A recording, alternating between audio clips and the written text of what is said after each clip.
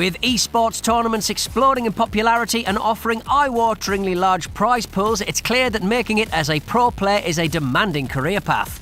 But what exactly does it take to be the best? We spoke to two members of Team Liquid's Valorant team. They're the European champions, so they should know a thing or two. To be an esports pro, you kind of have to dedicate your life to it, for sure. You have to travel quite a lot, you have to play a hell of a lot. There are a few sacrifices you have to make, such as missing family events and so on. So yeah, it takes up a lot of your time, but it's so much fun just learning, just constantly trying to improve yourself and just be better. Valorant is a really unique game. It's like a good blend of the kind of MOBAs, so like League of Legends and Dota, mixed in with FPSs. It's an ever-changing game with frequent updates and new agent releases every few months. Because the game changes so much, you just have to keep on playing. So practicing a lot is really important.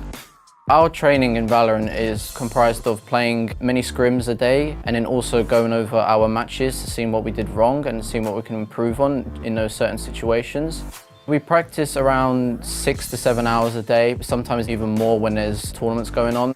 And then for me personally, I play a lot outside of the practice games. I use aim labs to make sure my aim is crisp. I do many different drills such as flicking, tracking, target switching to help me improve my aim and making sure that I can be the best player I can be. The role of a coach within our team is basically to help us come up with new ideas with strats, making sure we use our abilities correctly. He gives us an outside perspective of the match and seeing what we could have done better.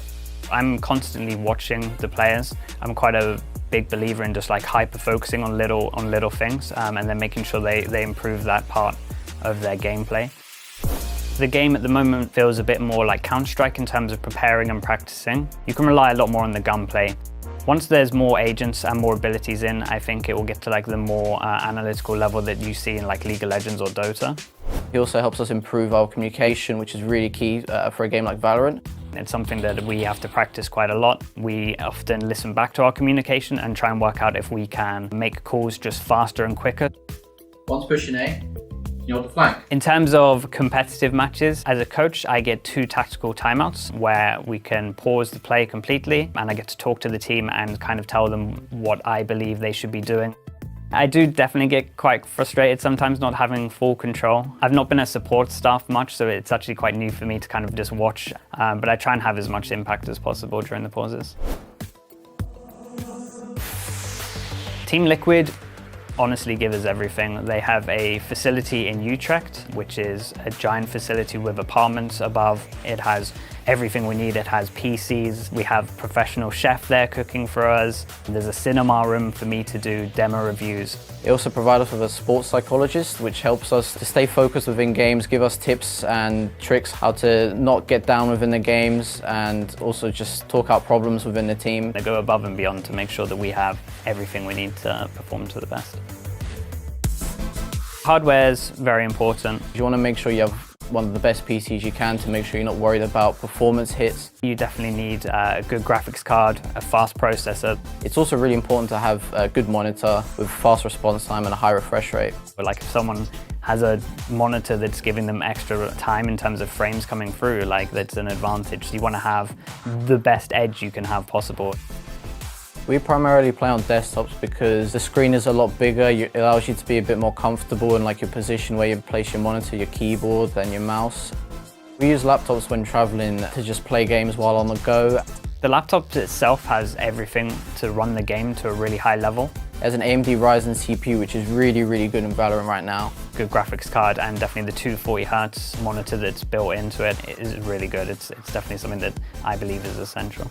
I would choose to use Alienware PCs and monitors if they weren't a sponsor. Just knowing that it's a reliable brand and it's one less worried that I don't need to think about and I can just fully focus on the game itself, yeah, it helps.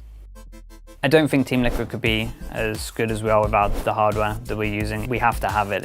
It's one of those essential needs to make sure that we can perform at our best. And knowing that it's always going to be good and perform just takes a lot off our mind.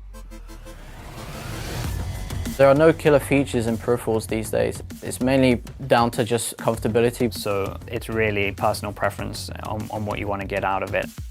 So when I'm looking for a new keyboard, there aren't too many must-haves. It's mainly just comfortability. I mainly just look for a keyboard that supports the switch type that I'm used to, because keyboards are mainly just what you're comfortable with. For mice, I personally have push to talk on the side button, so I prefer side buttons on a mouse, and definitely being able to change the DPI, so you can try and kind of change the sensitivity on the go is really useful to have. Because we wear them so much, I do think that comfort's definitely a must-have on the headsets. The key things I look for in a headset is to make sure that it has great directional sound. In a game like Valorant, you want to make sure you hear where the footsteps are coming from so that you're able to relay that to your team. I think I started out on speakers. Definitely not the best setup for competitive play. Definitely a headset has helped a lot more with that. My advice to aspiring pro players is to make sure you always put in the hard work. Talent only gets you so far. You need to put in that extra hard work to get you to that top level. Everyone's always fighting to be the best. You need to make sure you put in the work to achieve that goal. Definitely, you need to have the right attitudes and the right mentality. You need to just constantly realize that you're not going to be perfect all the time and that there